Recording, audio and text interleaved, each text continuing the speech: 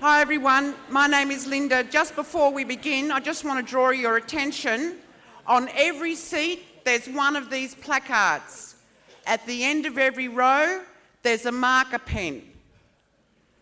What we want you to do is think about it's time to bust the budget because, and then you fill in your views, your thoughts, your words. During this event, we will have an opportunity to take a photograph of all the signs, and hopefully people can take photographs with their delegations and post it in your journals and on Facebook. I filled mine in this way. It's time to bust the budget because it's only class war when we fight back.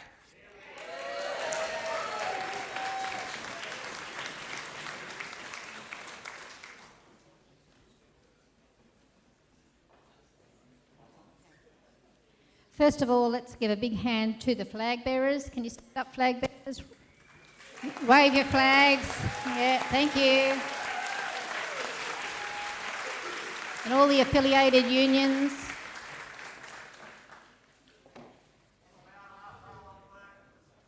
Okay, thank you everybody. Thanks for coming and attending today. Welcome to the Combined Delegates meeting of Bust the Budget. My name's Marilyn Isanchin. I'm the President of Unions New South Wales, and before we start I'd just like to acknowledge the traditional owners of the land where this meeting is being held, which is the Gadigal people of the Eora Nation. I'll just let you know a little bit about the agenda first before we kick off. We'll be hearing first of all from Mark Lennon, Secretary of Unions New South Wales, and he's going to speak why we have to bust this budget. We will then hear from a couple of speakers. That'll be followed by a resolution, and then there will be an opportunity for one or two of you to speak at the end, but we will have to keep that quite short and brief. We'd like you to show your support for this campaign, delegates, by registering your attendance today, here online of course. Everything seems to be online these days, so please text your first and last name, postcode and email address to that number on the screen. That will register you here. There's also petitions going around, so please sign those as well.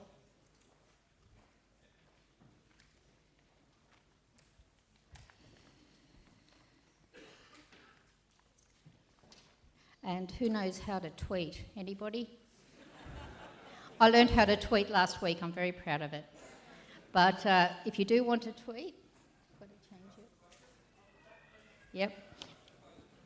If you do want to tweet, just use that hashtag, Bust the Budget. You can also check in Facebook. There will be photos later. You can put your own photos up there as well. Thanks everybody. I'll now hand over to Mark Lennon, the Secretary of Unions New South Wales. Thanks.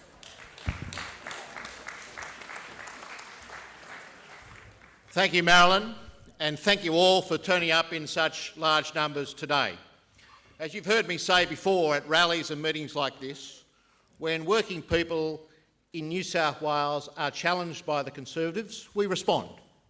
And you can't see a better response than we've got in this room today. Not just the numbers, but the cross-section of unions that are here today. So I thank you for support, and I think we should give ourselves all a rousing round of applause for turning up in such large numbers.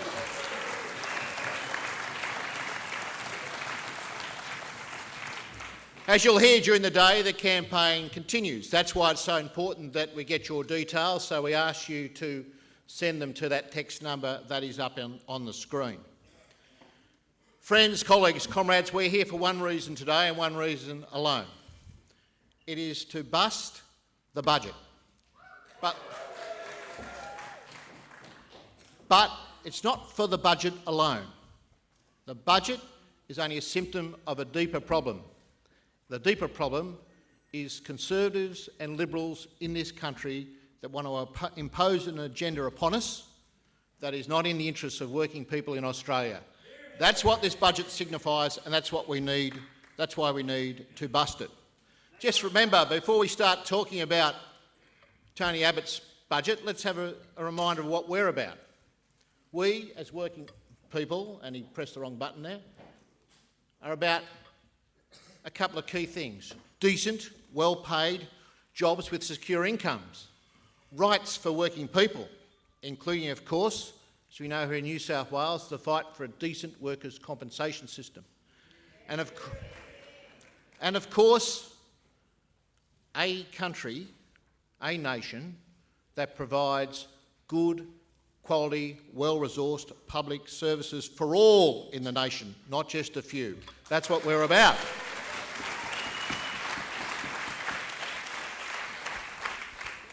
It's all there. We expect decent jobs. We expect safe workplaces. We expect people to be able to balance their working life and their life outside of work. And we don't expect to live in a 24/7 economy. That is absolute nonsense. We live in a 24/7 society, during which time, for part of the time, we work. And if we work unsociable hours, guess what? We get paid penalty rates for doing so.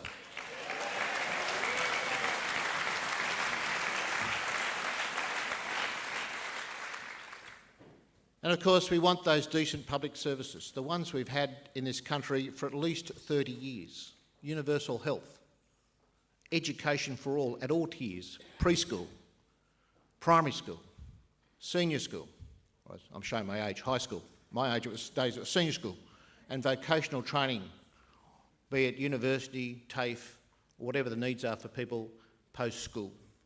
And of course, we want to make sure we want decent public transport for the people of this country, and we don't want fanciful notions of second harbour tunnel crossings based on the back of alleged electricity privatisations. That is not how you deliver public services in this country.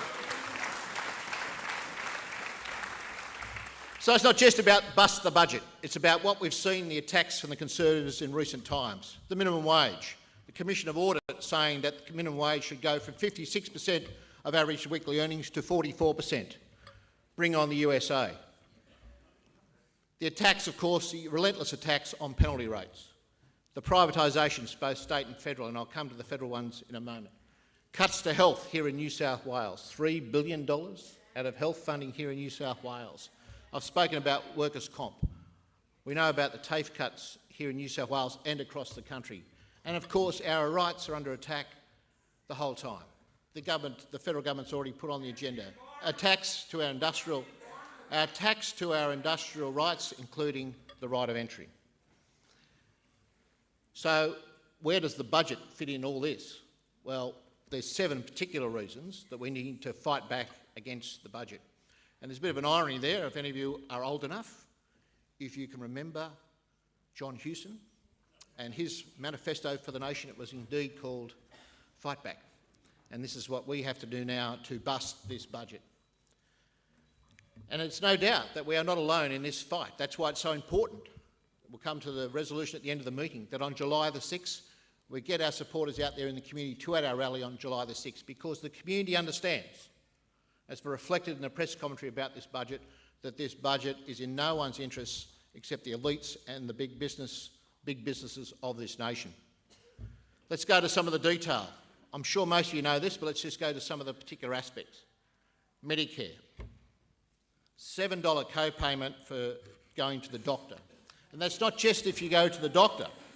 So, if you then have to go to a specialist, if you have to have pathology tests, it's then if you have to come back to your doctor as the specialist refers you back. Every time you go to the doctor, there is a co-payment of $7. We, as working people in the 1980s, during the Accord period, made a trade-off. We formed a social contract with the government of the day. We would forego increases in real wages on the basis that the government introduced a universal healthcare system called Medicare. That is the contract we signed up with the governments of this country, and that is the contract we want this government to honour. No co-payment.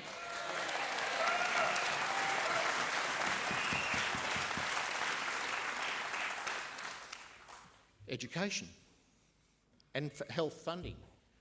The government is going to take $25 billion out of health funding and education for New South Wales. $25 billion including the Gonski funding.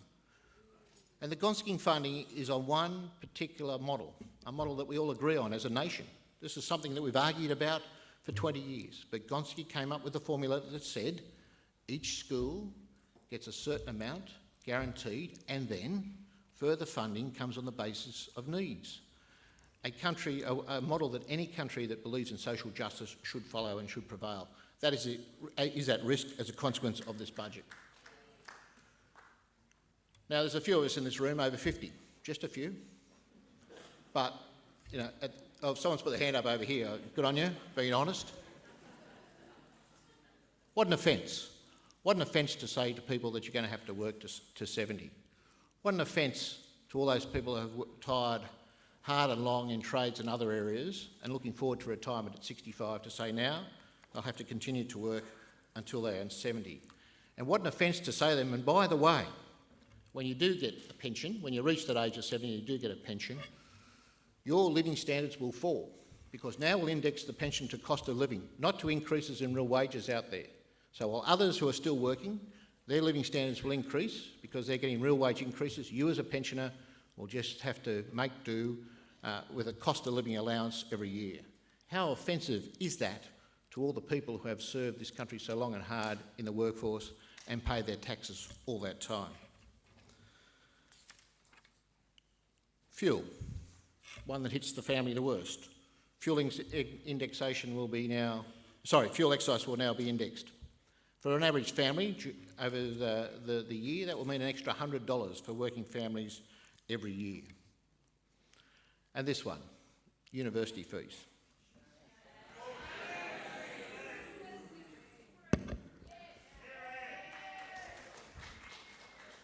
How good is it for all of us in this country over the last 20 years to hear people stand up and say, you know, particularly out in Western Sydney and other places around the nation, to say, I'm the first person in my family to go to university. In terms of a country that believes in social mobility, in terms of a country that believes in opportunity, you couldn't get a more significant evidence of that than allowing people to get to university for the first time or as a member of their family for the first time.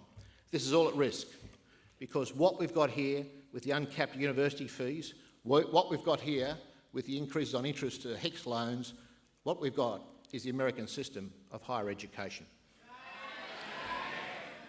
And that is an elitist system. And if you are not able to basically, let's be honest, if you're not able basically to have your university education subsidised by your family in one way or the other, be it not moving out of home or be it loans from your parents or support from your parents, you know the story, then you will not be able to afford higher education in this country as a consequence of the changes in this budget. And if you think about the nature of work into the future, and if you think about the ability and the need for people to acquire skills, and you think about the fact that 40% of our workforce will be professionals in the next 10 to 15 years, this is vitally important. This is vitally important to ensure everyone can get access to higher education if they need it. This is Christopher Pyne, and it is Christopher Pyne at his elitist best, supported by various members of the press. No country that I know of in the last 30 years has gone back to a situation where you will have someone who is out of work and won't be able to receive some form of social assistance. This is absolutely a disgrace. Think about that. Tell me any other developed nation that has a system in place where someone who is out of work and in need of assistance can't access it for any length of time, let alone 6 months. But that's what is going to happen as a consequence of this budget and the changes of access to the New Start allowance for people under the age of 30.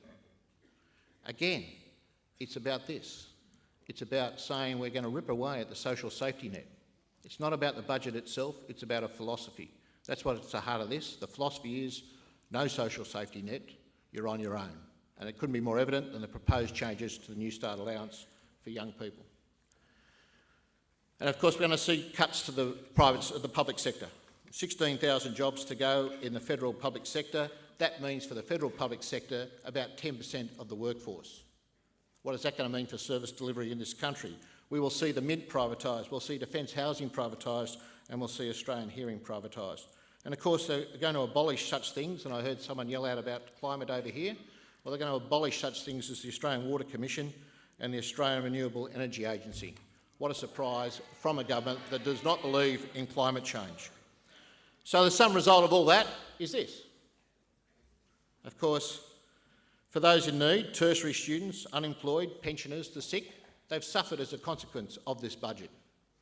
But for big business, the mining industry and big polluters, they're going to be better off as a consequence of the abolition of the mining tax and, of course, the abolition of the carbon tax. There is no equity in this budget.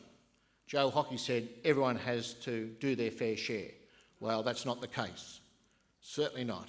Every commentator you read, every analysis of this budget that I have read says the burden in this budget falls mainly on the less well-off. Sure, there are tax increases for higher income earners, but guess what? They're temporary, for 2 years. These changes for pensioners, for the sick, for students, for the youth unemployed are permanent. This is setting a new direction for the country. It's not just about the budget, as I keep saying. It's setting a new direction for the country over the next 10 or 15 years. Here's an example of what it means for Australians on different income scales.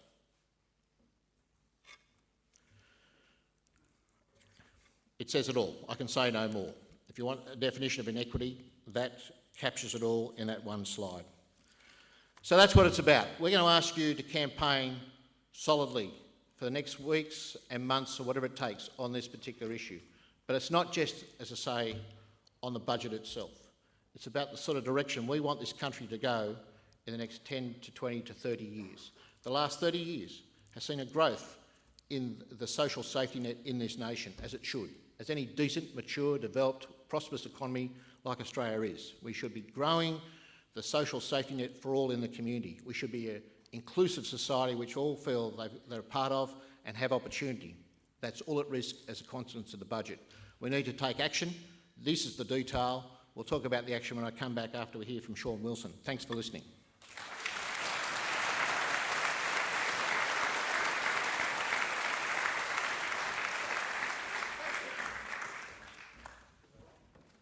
So I use this, do I?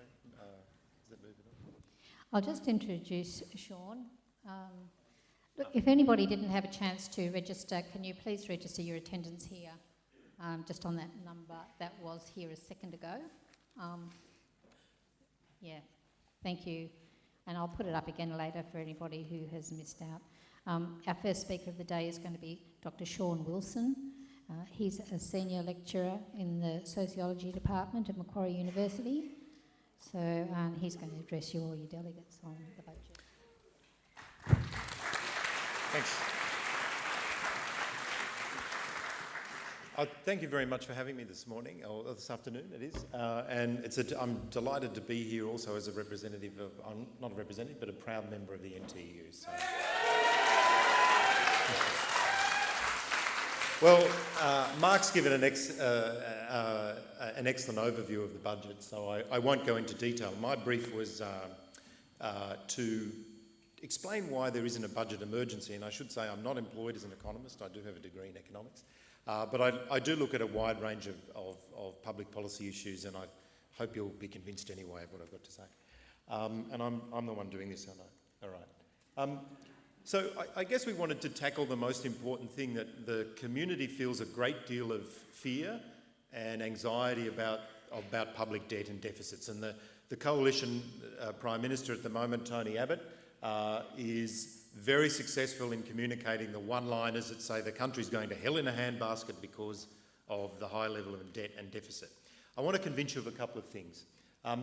The first is that the whole coalition budget that we're about to see is going to now try and get through the Senate is framed on the idea that there's some kind of crisis. And I want to spend a few minutes saying I don't think there is a crisis, and to try and back that up with some facts and so on. So they're kind of now threatening, I think you might have heard Joe Hockey saying, well, interest rates might rise and so on, and there could be a credit downgrading. It's the standard effort of the Conservatives to try and scare people into supporting a budget that isn't about fixing the books up or anything like that. It's about a very basic attack on living standards and a basic attack on ordinary Australians' right to participate in Australian society.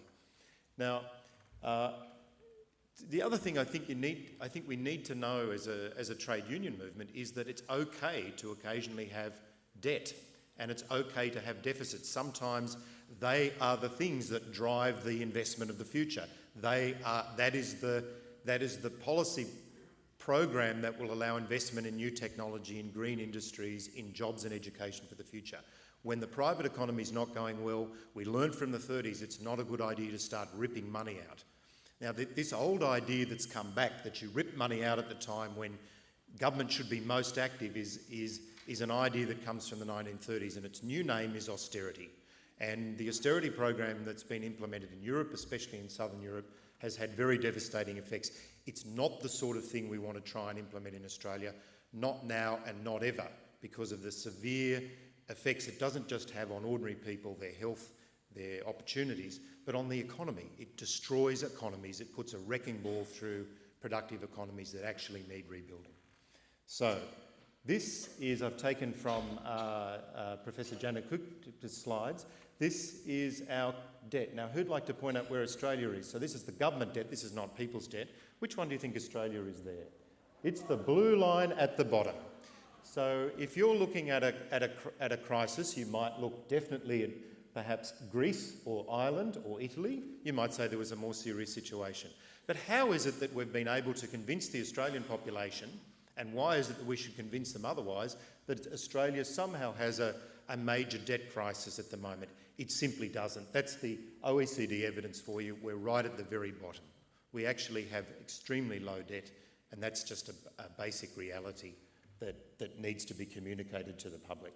An economist friend of mine wrote in an email, I won't quote his name because he didn't say, he said, we would have to spend, just to get to the OECD average for public debt, we would have to spend like drunken sailors for years and years and years, even to get to the average of public debt around the world.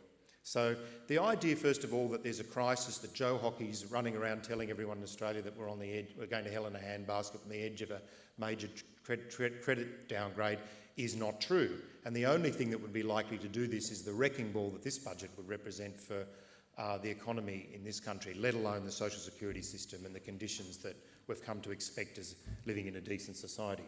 Have a look at this. This is the so-called disastrous Labor government period from 2008 to 2013, the second quarter. This is growth in the economy. So you see, just after 2008, you go to see the GFC. Have a guess which line is Australia?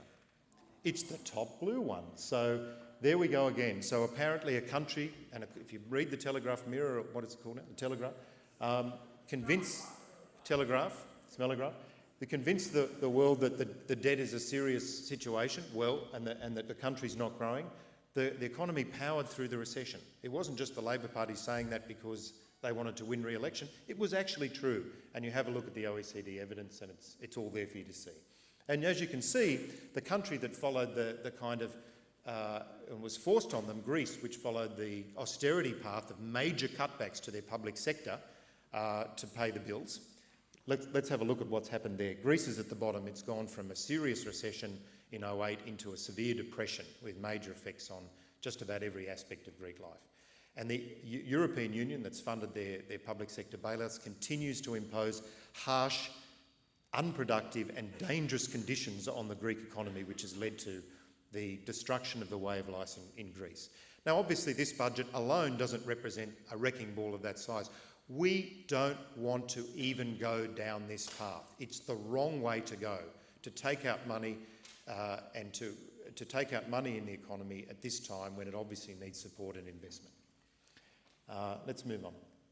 Okay, now that's all the debt. So all debt is the accumulation of deficits and other liabilities. But if we just look at the deficit, so that's the year-on-year balancing process that the government goes through. How big is the budget deficit? So when the Labor Party left office last year, we could see that, there you go, the budget deficit was practically zero. It was 1.5% of GDP.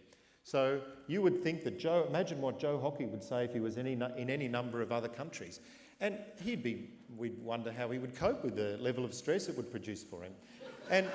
And you know, imagine the speeches and all the, you know, the huffing and puffing that would have to happen to kind of explain what erect things were. But all the countries he admires so much, the United Kingdom, the United States, you know, that are apparently leading the way in austerity, huge budget deficits there and not much sign of improvement. And where there have been improvements in the case of the United States, it's because President Obama was able to basically block budget initiatives through the Congress that would have led to austerity in the United States and would have made the situation much worse. In the United Kingdom, there's a small improvement in the budget deficit, but it's on the back of the destruction of basically Northern England, which is in a serious recession and has been for the last few years. So there's simply no problem. I'm not saying that, you know, there's aren't things that we can do to improve the fiscal situation, but there is simply no crisis. It's a manufactured crisis, and so the question is, why is that crisis manufactured?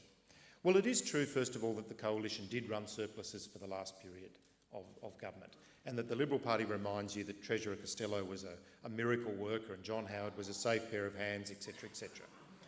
They presided over what we would call record terms of trade. Money was literally flooding into the country, and the corporate tax receipts were flowing to government revenues. It made it very hard to not balance the budget.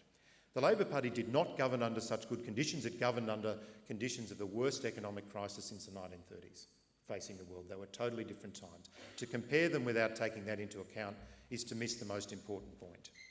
Now, it's interesting because what did John Howard do with the large amounts of revenue he had? Well, he spent some things on his favourite projects, but he also gave the wealthiest Australians and the upper middle classes very large tax cuts, which even the OECD, which generally supports lower taxes, said were unsustainable and have caused some of the budget problems down the track. Now, a more suspicious mind than I have would say maybe John Howard, you know, knew that Labor would eventually win and didn't want to have a hell of a lot of money around to finance the Gonski and NDIS. And so, of course, the right thing to do is hand all that money back to the wealthy who'd be able to spend it on, you know, useful things. I'm sure you can think of what they would be. The Australia Institute has even said that if we'd not made those tax cuts during the latter part of the Howard years that were good for the country, and we'd spent it on something better, the country would have $40 billion to invest in other things or to repair the budget problem as, you know, to the extent that it exists.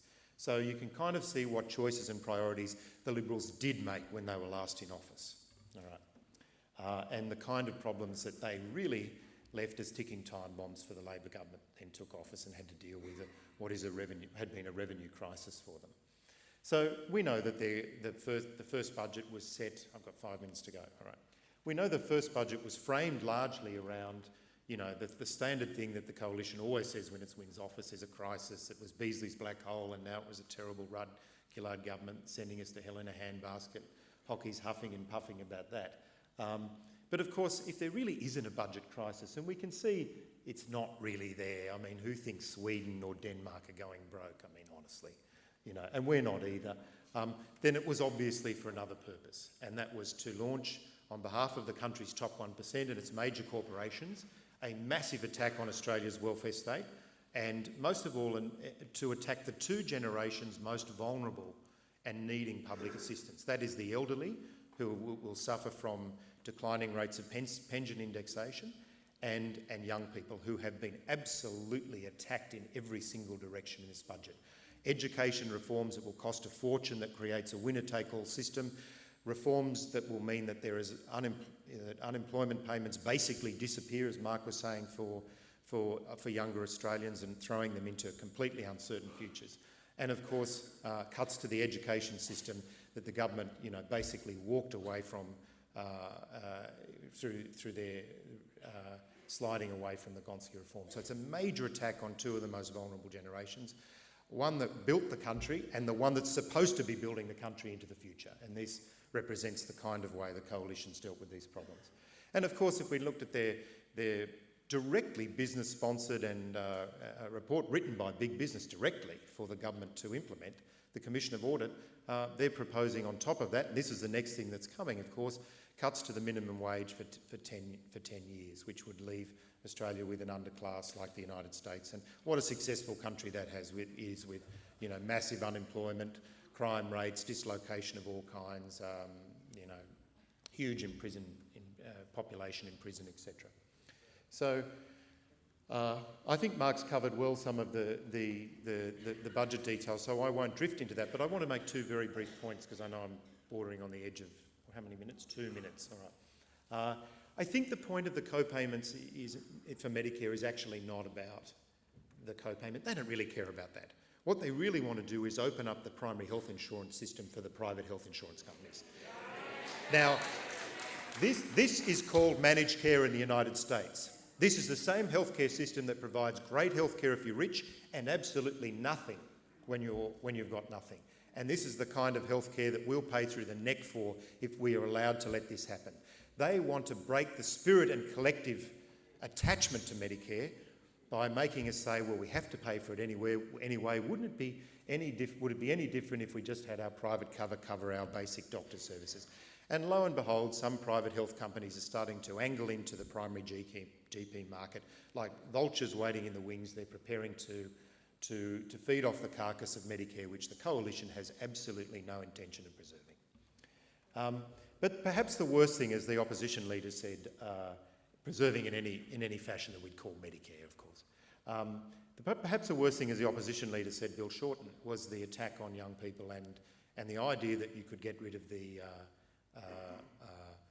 social safety net altogether for people under this false guise of you're either earning or learning. So this is very easy to sell to the public who thinks this is a good idea, but what they don't say is that the current budget has planned for 550,000 people, young people, having emergency relief payments in the next 4 years.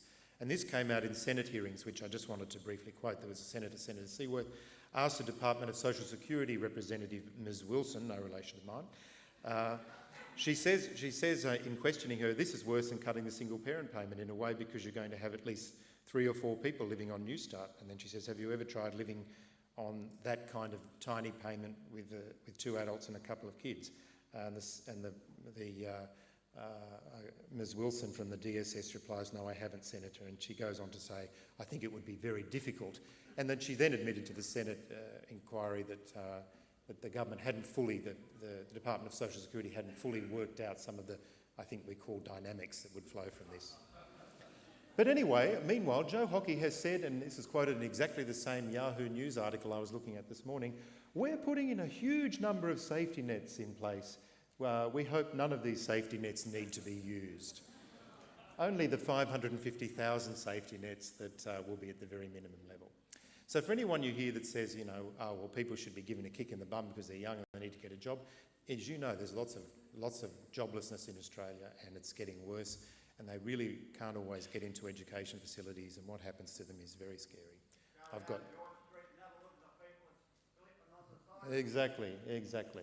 I'm being told to wind up, so I'm going to do that responsibly, and I just wanted to say why this budget is special. So we might say let's leave it to the Labor leadership and the Senate to block, but I think there's some very special reasons why we want to block this. And I don't want to quote from the rat bag left, I want to quote from the former Prime Minister, Mr John Howard, who was speaking last week with Bob Hawke, who said the following on unfairness in Australia. They, the Australian public, will respond to an argument for change and reform, but they want 2 requirements.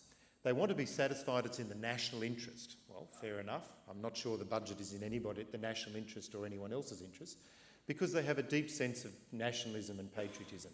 But then the really important point the former Prime Minister made, and I hope that his current progeny are able to take note of, is they also want to be satisfied it's fundamentally fair. This budget is not fair, and I think the Prime Minister, although he wrote to the Herald complaining that he was not referring to the current government, was clearly thinking about the extraordinary unfairness that was embedded in this budget. And coming from John Howard, that's quite a compliment. Ross Gittins, a respected commentator from the Sydney Morning Herald, says the trouble is this budget, he's not a radical on the left or anybody like that, this budget is neither fair or in the nation's interest. Now, they were the 2 criteria that John Howard had set up, weren't they, in the last slide?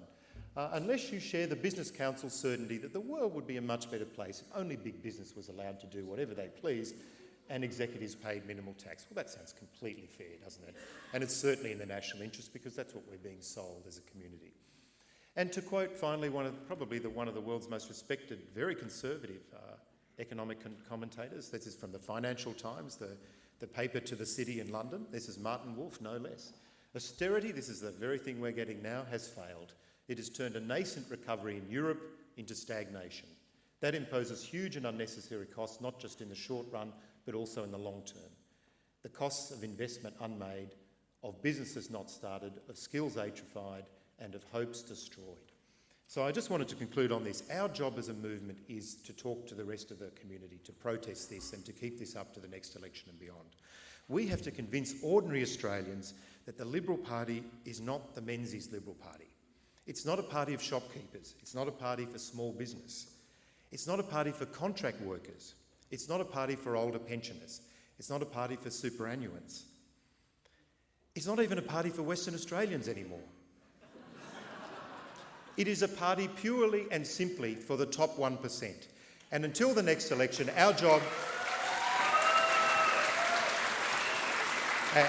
And until the next election, it is our job to convince all of those people who think, all the shopkeepers, all the small business people, all the contract workers, all the people who read the Telegraph without thinking what they're pushing, to know this is not a budget for you, it is a budget for the wealthy, and it should be opposed on those grounds alone.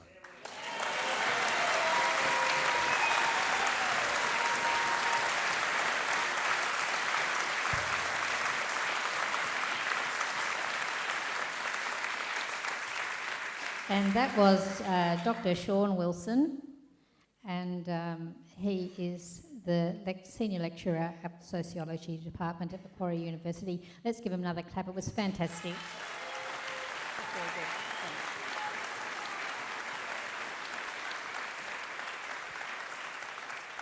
I'm now going to introduce you to Jason Williams. Yep. Okay. Jason is a CFMEU member and he's also a US expat. Thanks very much.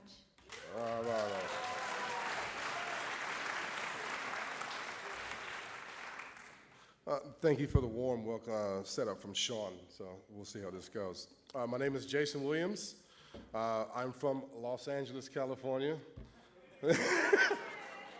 I came to Australia 3 years ago and found myself in the construction industry. And yes, I am a proud CFMEU member.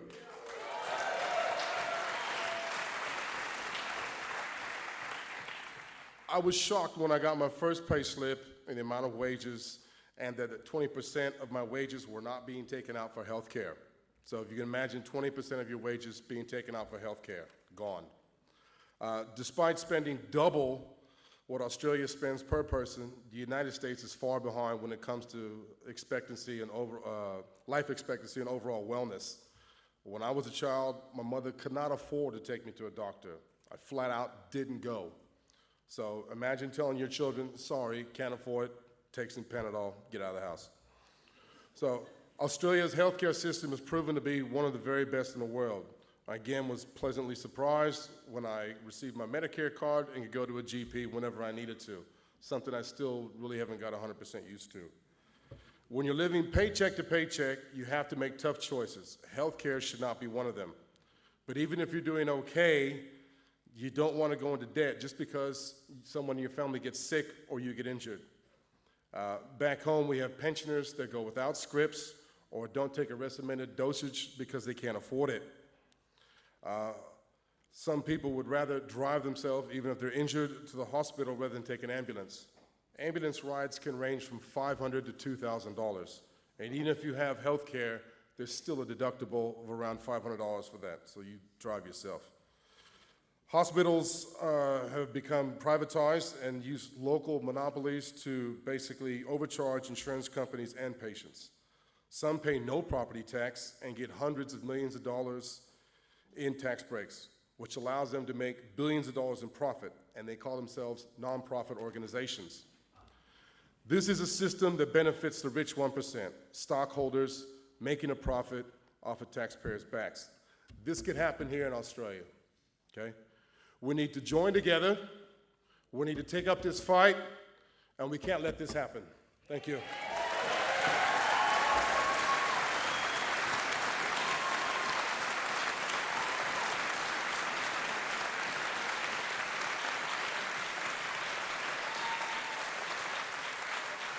Thanks, Jason. Well done. I'll now introduce you to Lee Smith. She's a retired CPSU member. Welcome her, please.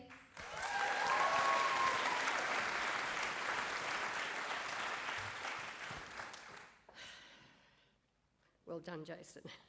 Hi, my name is Lee Smith and I'm a retired CPSU member, a mother and a grandmother, but I also have a pensioner, and according to Abbott and Hockey, I and those like me are draining on this country and not lifting our load. But I can assure you, we pensioners are lifting and have been lifting the load for entire lives.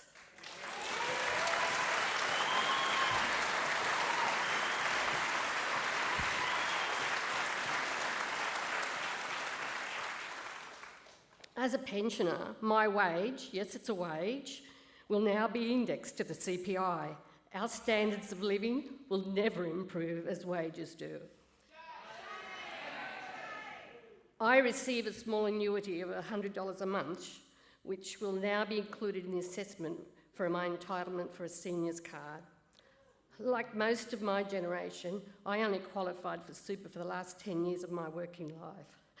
So no large amounts of super in a fund for me. I own my own home, which makes it a little easier for us to live. Many pensioners do not, and this budget will make home ownership for your generation even more difficult. I have pensioner friends who have to see their health costs for the month before working out their budget. But my real worries from this budget are the axes taken to by our state and federal governments to our education funding. My grandchildren need a good education. I worry when they leave school and they take 6 months to find work, no dole, no hope. I am annoyed that if they are lucky enough to get an apprenticeship, how do they manage on an incredibly low wage? Cuts to TAFE, cuts to training hours, no tool allowance. My parents fought for a better life. 8-hour day, sick leave, annual leave, pensions and child endowment.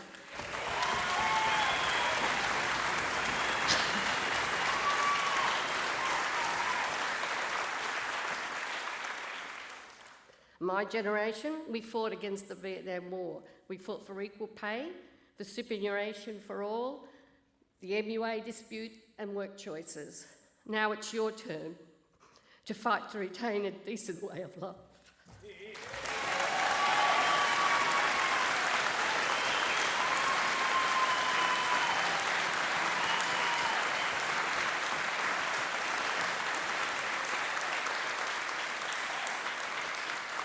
Thanks, Lee.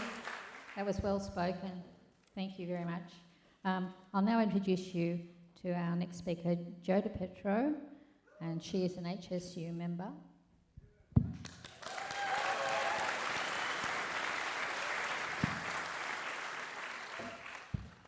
Hi, my name's Jo and I'm a Technical Officer in the New South Wales Public Health Laboratories out at Lidcombe, otherwise known as TAFE, FAS.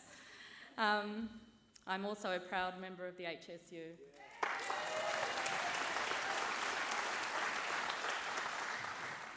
New South Wales Health, in its wisdom, have decided to privatise the food safety testing laboratories. To tender to the private sector so government can distance itself from food safety work and ultimately from its responsibilities to the public. The Liberal National Party, state and federal governments are eating away at our services. For example, the ongoing pressures on state public health services will be made worse by federal government's recent budgets. Patients will be cost shifted away from the GPs funded by the federal Medicare system to state-funded hospital emergency departments, whose budgets are already stretched and where cost cutting has already begun. When I was asked to speak here, I was handed a recent media release from a man I never thought I'd be quoting, particularly up on stage, the former Liberal leader, Dr. John Hewson, and I quote, "The land of the fair go is disappearing. I don't think we should just let it go without understanding how it has happened and what the consequences are for all of us. For a fair go, there needs to be empathy for other people." I quote from Rosalind Arnold's article in New Philosopher magazine number 4, "There is a cost to empathy. Empathy relies on the belief that it is worth quelling some self-interest in favour of high-order gains, such as enriching relationships, harmony, just outcomes, and constructive social processes." The Liberal National Party governments are always happy to trash social cohesion in favour of their right-wing philosophy.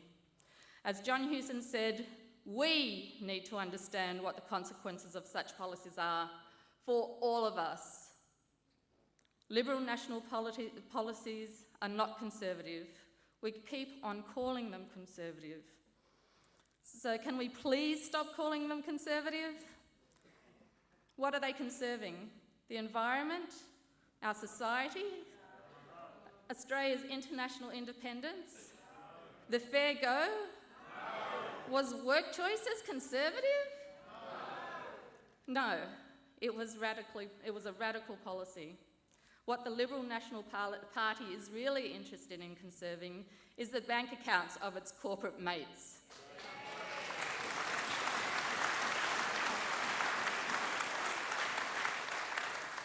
The Liberal National Party should be called what it really is, a right-wing hate-mongers.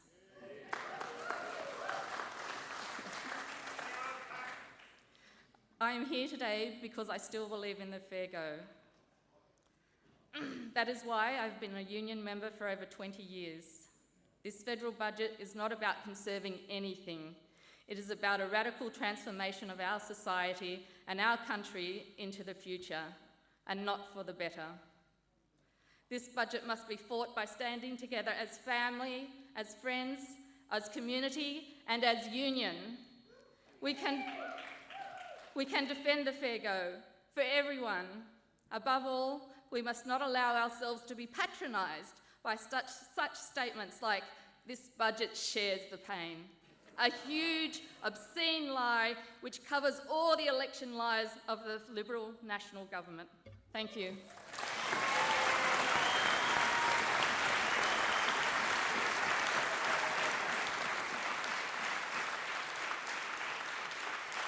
Thank you, Joe.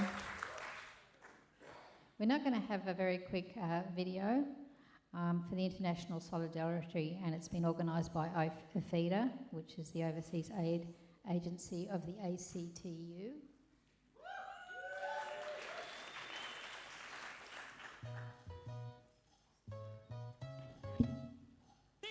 This is our solidarity for the workers in Australia. Pass the budget! Big union body of workers in Timor-Leste and all its affiliates support the Australian Trade Union Movement campaign. Bust the budget! Bust the budget! Bust the budget! Budget up! Break the budget up! Break the budget up!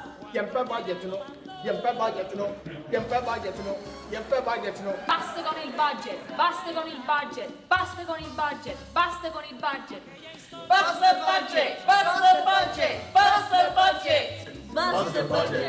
Bust the budget! Bust the budget! Bust the budget! Bust the budget! Bust the budget! Krossa budgeten, krossa budgeten, krossa budgeten, krossa budgeten, krossa budgeten, krossa budgeten.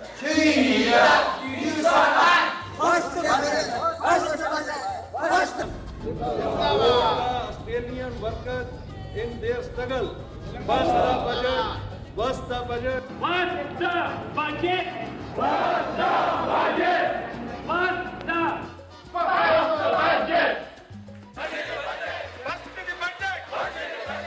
budget.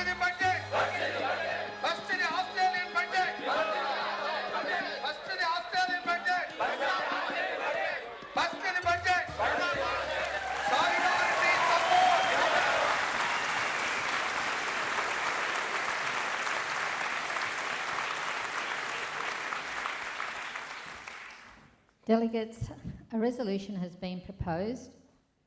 The text is going to come on the screen eventually. I just want to remind people before we got to that, let's get to the number. First of all, can I just say thank you to Afida for that great video.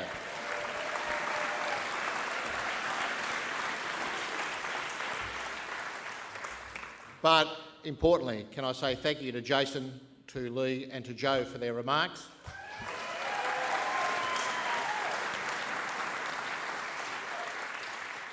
I can say no more than what they've said. If we want to retain the fair go in this country, the Australian notion of the fair go, then there's one thing we have to do: bust the budget. So let's do it. So we have a resolution as to action where to from here, and I'll flick through again if you've all got the number.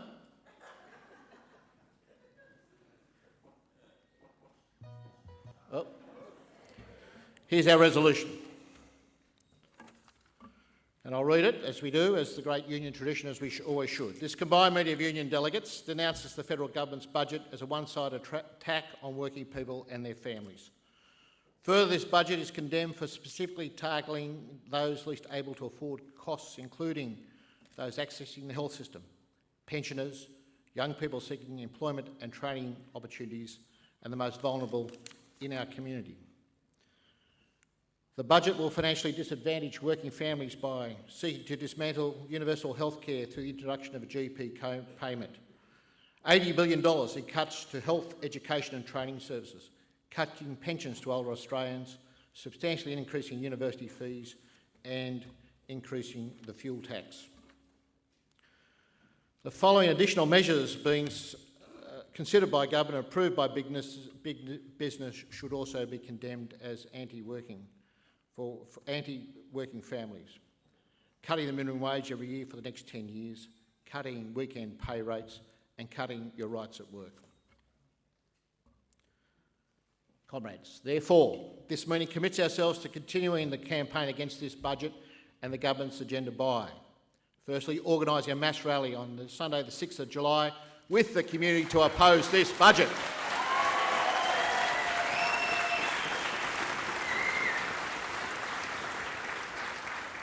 Through our local union community councils, mobilising community supports for our campaign. Informing our fellow workers about the unfairness of the budget and urging them to join the campaign. Calling on the incoming senators to reject the budget and launching a petition to that effect today, and committing everyone in this room, committing to lobby your local MP, be they Labor, Liberal, Green, Californian, whoever they are, and calling on them to stand up for their constituents, for working people in this country, and oppose this budget.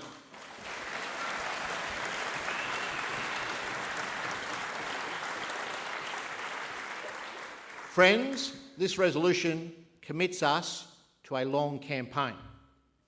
This is not something that's going to happen easily. But we know the community is on side. We know the majority of Australians are opposed to this unjust and unfair budget. Our job is to get that community anger focused, directed, targeted straight at Tony Abbott, Joe Hockey, Christopher Pyne and the rest of us, and ensure that this budget is busted. I formally move the resolution.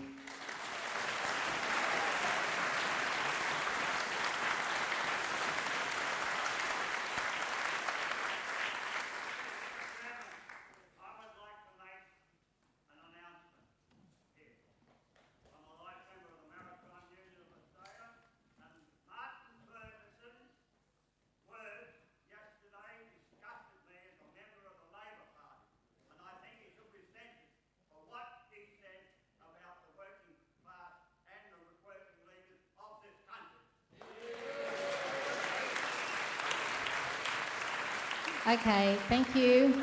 I did say that we were going to have any kind of speakers who would like to speak, so I will open it to the floor. Please say your name and where you're from, but we'll have to keep it very, very brief. We've run out of time. There is Salim over here. Yeah. Paul?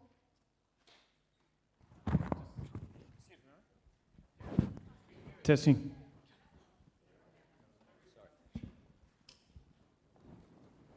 My name's Kieran Crumlin.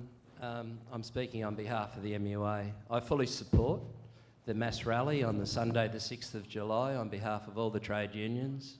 I'd also like to thank Unions New South Wales for the opportunity to come here today and listening to all the various aspects of how this budget has affected people's lives adversely and effectively. I would also like to recommend Unions New South Wales in terms of some of the mechanics of this process, one of which is the community alliances that were set up after your Rights at Work campaign. I personally belong to the Sutherland Shire Community Union Alliance, and I think that concept of driving this campaign forward on the back of a government that has seriously overstepped the mark, they're ripe for a substantial pushback, and effectively I think we've started today with that process and we need to carry through with it. So thank you very much.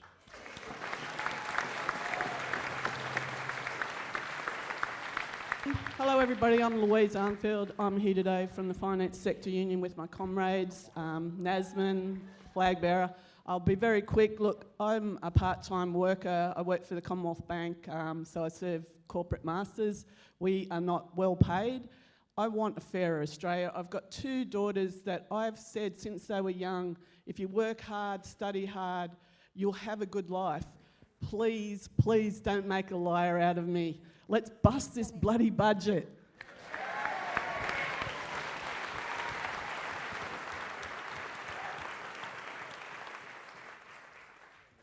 Hi, my name's Neil Swanson. I'm just going to jump in. I've got the microphone, so there you go. I've got the chair. Look, the budget is a political document. I don't think it's an economic document. In essence, it's a political document, and if it's a political document, it warrants a political response.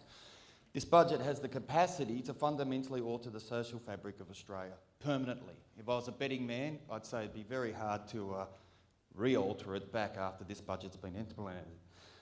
This budget represents an ushering in of a new epoch. It is predicated on the philosophy of neo-economic liberalism. It's not based on pragmatism. It's based on ideology. That's why these people are willing to put the economy into recession to put through this ideological agenda, because it's not based on pragmatism. The neocons recognise the necessity to destroy, which I would say, the last three great social institutions of social democracy. Those social institutions are workers' rights. They want to destroy that, and that's why they're willing to put the economy into recession, because they see it as a necessary recalibration of the value of labour. They're willing to destroy welfare and the attacks that will be visited upon pensioners, Austerity, unemployment benefits, etc., and they're willing to destroy universal health care. So once they had those three social institutions destroyed, they would have implemented their neo-economic liberalism agenda.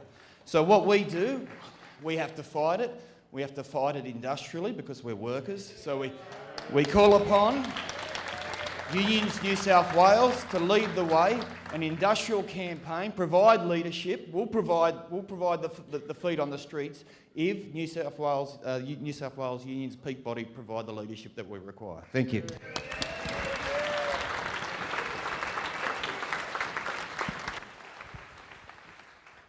Afternoon all, my name's Mick Nairn, I'm from the Fire Brigade Employees Union.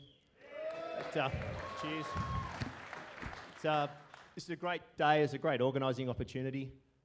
We support this motion in its entirety as well, but note exactly the same as the last speaker. This is just a start. It's going to be a long campaign and it's going to take a serious industrial effort from all of us. You know, this is our money that they're controlling, and we're going to have to show them the hard way that we can push back and we can show them where that money's going to go. And if we have to do it by force, we'll do it by force.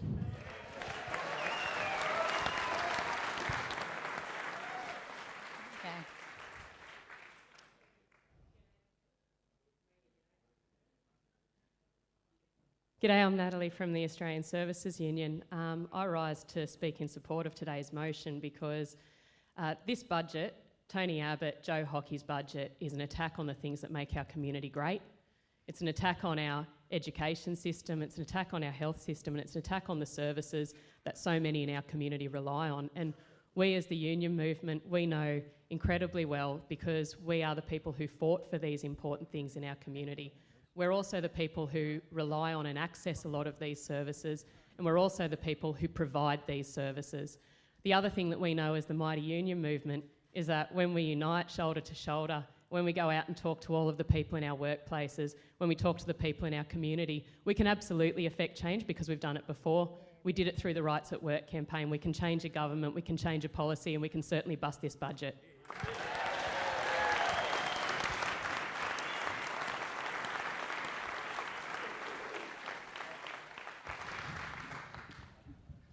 My name's Susan Price. I'm a member of the National Tertiary Education Union. I'd like to thank Unions New South Wales for organising this session today. I think it's been fantastic, and I'm really glad to see that we're going to be rallying on July 6th, and I think there are also rallies happening in a number of cities around the country that day. And I also want to report to delegates that there are 30,000 people on the streets of Melbourne as we speak, rallying against the budget. And I think that's what we've got to be aiming for, is massive mobilisations of people, unionists, members of the community, students, all those sectors who are under attack by this cruel budget and this cruel government, which in my opinion is completely illegitimate and should be forced into a new election. And I think to that end, I'd like to move an amendment to replace the word reject with block the budget, because I think that's got to be a demand of this movement, is to block the budget, calling on all senators to do that. And I hope that's not in contradiction to the spirit of the motion, but also I would like to move an amendment that we also call on the ACTU to back a nationwide Industrial and Community Day of Action against this budget.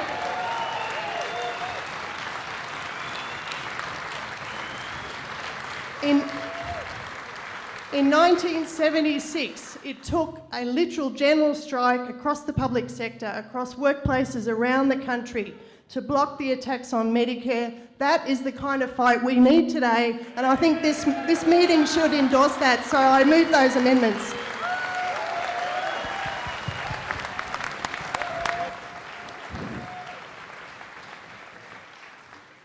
Hello, my name's Peg Hibbert. I'm a councillor and delegate with the New South Wales Nurses and Midwives Association. I've been a registered nurse for 44 years come last May, 30 of it in the public health system. It is a good system, and this government never got the mandate to destroy it. They got the mandate from the people to improve it and give care to all Australians. I support this motion, and we look forward to Sunday the 6th of July.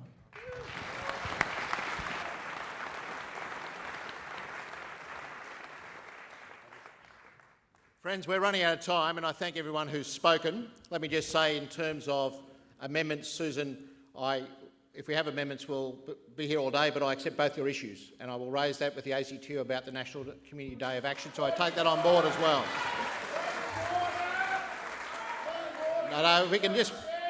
If we...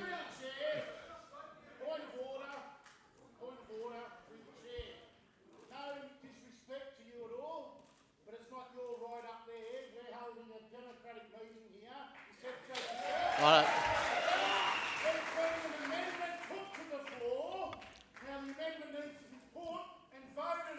Comrade,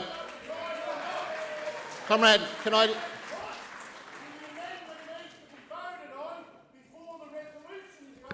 Comrade, the last thing we want to come out of this meeting is disunity.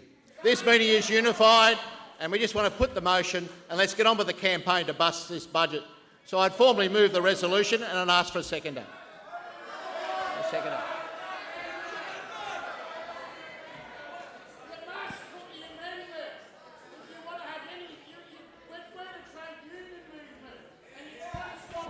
Friends, we don't want this to turn into disunity and disharmony. We are committed to busting the budget. We have a resolution and we'll put it to you. Just put the resolution. Look, quiet please. We hear you. The resolution of the Secretary was put. We are listening. We have a seconder for the resolution put by the Secretary, who is Louise Arnfield from the SFU. Right. Yep. Okay. Just put it. Just put the resolution.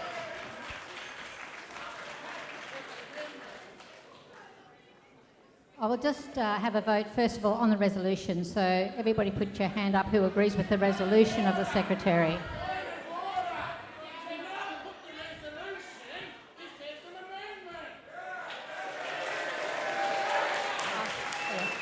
Okay, can everybody put your hands up as it show if you support the resolution by the Secretary? Can you please put your hands up? All those in favour, say up.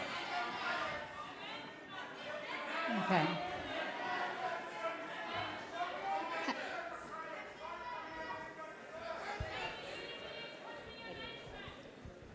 Colleagues, we need to get this resolved, so we want to put the resolution. Can all those in favour of the resolution as moved, please raise your right hands. All those in favour, please raise your right hand.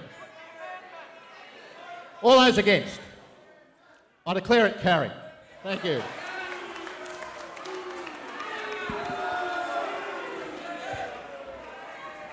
Friends, I don't want anyone to leave here not thinking we're not committed to a day of action that Susan outlined. All right? But if there are a number of amendments, we would have had total confusion. We're going to finish with a sign of unity, colleagues, by everyone holding up their bust the budget signs so we can take our photo. So if you can do that, I'd appreciate it.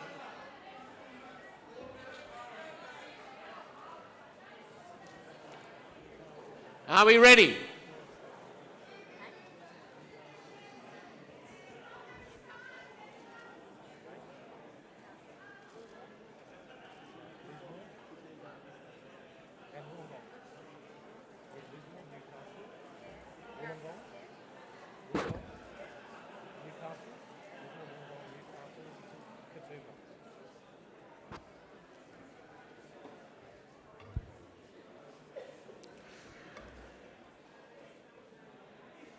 The look is magnificent.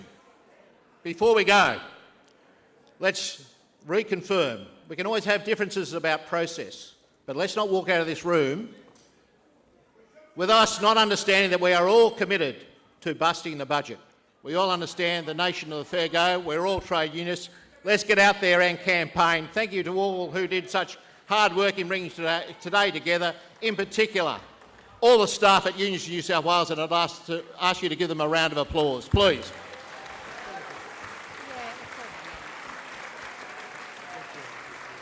And delegates, Thank you very much for your attendance. I'm just telling you that the Newcastle, the Lismore, the Wollongong, the Katoomba we've just heard that they've all been supporting that resolution as well.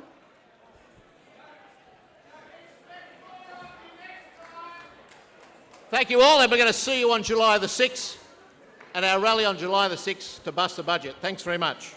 Delegates, please take your information packs with you. Hand them out. You are the speaker at your workplaces. Please take all your information.